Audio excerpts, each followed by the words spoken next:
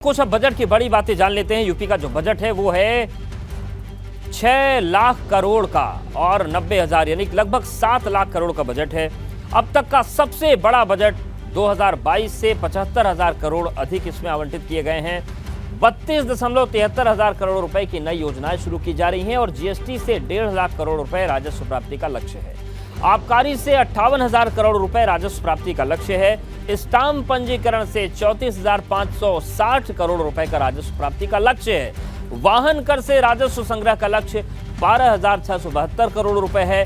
सुरक्षा, स्वास्थ्य और रोजगार से जुड़ी ज्यादा योजनाएं चलेंगी और हर जिले में एक मेडिकल कॉलेज खोलने का ऐलान किया गया है। बजट में मुख्यमंत्री ने कहा कि बजट $1 ट्रिलियन इकोनॉमी के लिए नींव साबित होगा।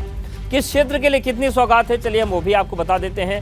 पूर्वांचल के लिए 550 करोड़ रुपए दिए गए हैं। एक्सप्रेसवे के पास 4 औद्योगिक क्लस्टर्स बनाए जाएंगे। बुंदेलखंड की बात करें तो विशेष योजना के लिए 600 करोड़ रुपए। एक्सप्रेसवे के पास 2 औद्योगिक क्लस्टर बनाए जाएंगे। 235 करोड़ की झांसी चित्रकूट लिंक एक्सप्रेसवे और डिफेंस कॉरिडोर के लिए 550 करोड़ रुपए हैं। महाकुंभ मेला 2025 के लिए 2500 करोड़ रुपए आवंटित किए गए हैं। 14 नए मेडिकल कॉलेज के लिए 2491 करोड़ रुपए। आवारा पशुओं से छुटकारा के लिए 750 करोड़ रुपए। छात्रों को टैबलेट, स्मार्टफोन 3600 करोड़ रुपए। लॉ एंड ऑर्डर जो सबसे बड़ा मसला है उत्तर प्रदेश में, उसके लिए 1531 थानों में साइबर हेल्पलाइन डेस्क बनेगी। पुलिस कर्मियों के घर के लिए 1000 करोड़ रुपए आवंटित किए गए हैं।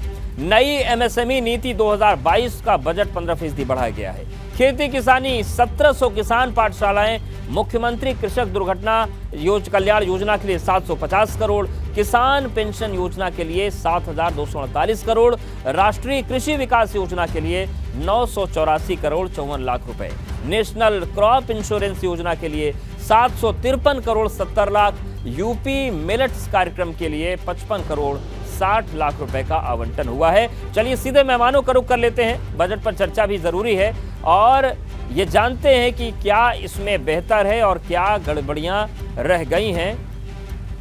और हमारे साथ भाजपा प्रवक्ता हीरो वाजपेयी जी हैं, सभा प्रवक्ता नाहिद लारी जी हैं। आप दोनों का बहुत स्वागत है। हीरो वाजपेयी जी, पहले हम खामियों की बात कर लेते हैं क्योंकि सवालों के घेरे में बीजेपी है और सरकार का बजट है। नाहिद जी, कुछ आप पॉइंट्स बता दीजिए कि कहां से आपको लगता है कि बजट दिशाहीन है। फिर हीरो वाजपेयी जी उस पर हम समझ लेंगे, वो बताएंगे कि दिशाहीन है या नहीं है। देखिए अवधेश जी, लबो-लुबाब समझ लीजिए आज के बजट का कि जैसे अभी परसों माननीय राज्यपाल जी से झूठ का पुलिंदा योगी जी ने पढ़वाया, वैसे आज वो खुद भी झूठ का पुलिंदा पढ़ रहे थे। केवल शब्दों का मकड़जाल है। आप ये देखिए ना कि अरबों रुपए निवेश लाने के नाम पर अरबों रुपए खर्च कर दिए। मीडिया में तो खूब वाहवाही हुई, कागजों पे दिखा दिया कि अरबों रुपए का निवेश हो गया, लेकिन धरातल पर तो एक ढीला नहीं उतरा। और ये देखिए कि 2022 और 2023 का कुल बजट 6,49,000 करोड़ था। सरकार ये बताए कि कहां ये खर्च किया और कितनी नई योजनाएं जमीन पर उतारी। अभी कल ही एक अखबार की खबर के बाद मैं बता रही हूँ आपको कि पिछला बजट सरकार ने 50% ही खर्च किया। किसी विभाग में सरकार ने पूरा बजट खर्च नहीं किया। आप ये समझे कि ये डबल इंजन की सरकार है, टोटल फेल है। इसीलिए तो आप ये देखिए कि अभी जो मैनपुरी उपचुनाव हुआ था, खतौली उपचुनाव, कुल अगर मैनपुरी के 5 और खतौली और रामपुर की सीट मान ले तो 7 विधानसभाओं सीटों में जो चुनाव हुआ था उसमें से 6 तो बीजेपी इसलिए बुरी तरह से हारी थी, मुंह की खाई थी और समाजवादी पार्टी का परचम लहराया था। आप ये देखिए कि डबल इंजन की सरकार टोटल फेल है। इसीलिए तो उड़ीसा, बिहार, बंगाल, दिल्ली, पंजाब, हिमाचल प्रदेश, तमिलनाडु अनेकों जगह मुंह की खाई है।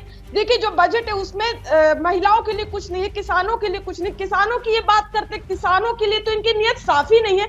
अभी देखिए परसों किस तरह से इन्होंने किया कि हम सबके आदर्श और किसानों के बस किसान वाला अपने कॉलम मैम सही से नहीं पढ़ा क्या? अभी देखिए, अभी मैंने बताया कि 750 करोड़ रुपए दुर्घटना की स्थिति में जो दिए जाएंगे। ये बहुत छोटी छोटी मदद होती है, लेकिन संकट के काल में बहुत मदद हो जाती है इससे। अवधेश जी, मैं तो ये कह रही हूँ कि धरातल पर कहां उतरती है। अभी देखिए ना, परसों आदरणीय चौधरी चरण सिंह जी की प्रतिमा पर समाजवादी पार्टी के माननीय विधायक गण जो है अपनी बात उनके चरणों पर अपनी बात, जनमानस की बात रखने गए थे। तो ये भारतीय जनता पार्टी की सरकार ने उनको पत्रकारों को भी।